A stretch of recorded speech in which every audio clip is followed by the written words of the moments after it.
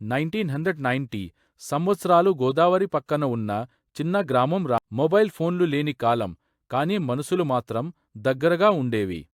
రేడియోలో వినిపించే సుప్రభాతం పాటతో రోజు మొదలయ్యేది.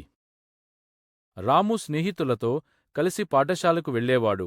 స్లేట్, చాక్, చిన్న చెట్ల కింద గిల్లీ, దండా, గోలీలు, కబడ్డీ ఆటలు ఆడేవారు. సాయంత్రం రైతులు ఎద్దుల బండ్లపై పొలాల నుంచి తిరిగి వస్తే పిల్లలు ఆనందంగా విద్యుత్ పోయినప్పుడు చంద్రుడి వెలుగులో కథలు చెప్పుకునేవారు.